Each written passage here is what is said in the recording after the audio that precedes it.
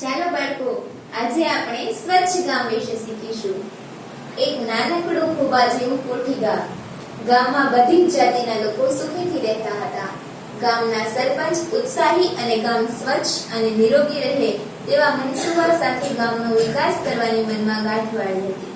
એકવાર આ ગામમાં બહારથી ડિગ્રીધારી ડાક્ટર દવાખાનું કરવા માટે આવ્યા. ગામના સરપંચશ્રીને મળીને ગામમાં દવાખાનું ચાલુ કરવા માટેની વાત કરી. સામેથી એક કાકા જેવા દેખાયા તો ડોક્ટર સાહેબે પૂછ્યું કે એ કાકા, મારે આ ગામના સરપંચશ્રીને મળવું છે. બોલો ભાઈ, શું કામ છે? હું પોતે જ સરપંચ છું. ઓહો, ધન કડી ધન ભાગ્ય. બોલો સાહેબ, શું કામ છે?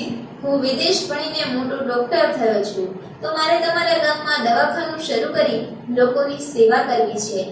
અરે ભાઈ, તું ઘર ભૂલ્યો છે. અરે સરપંચ સાહેબ, તમે શું કહેવા માંગો છો? સાંભળો ડાક્ટર સાહેબ, અમારું ગામ એ ચોખ્ખું અને સ્વચ્છ ગામ છે, નિર્મળ ગામ છે. અમારા ગામમાં રસ્તા ચોખ્ખા છે, ક્યાંય ગંદકી નથી, એટલે અમારા ગામમાં કોઈ માંદું જ પડતું નથી. સરપંચ સાહેબ, તો પછી સામેથી રામ બોલો ભાઈ રામ, રામ બોલો ભાઈ રામ બોલતા બોલતા કોની નામી જાય છે? અરે ડોક્ટર સાહેબ સાંભળો, અમારા ગામમાં ઘણા સમયથી તમારા જેવા એક ડાક્ટરે આવી દવાખાનું ચાલુ કર્યું હતું. ગામમાં કોઈ માંદા જ પડતા નથી, એટલે દવાખાનું તેનું ચાલ્યું નહીં. તેથી તે ડાક્ટર ભૂખે મરી ગયો છે.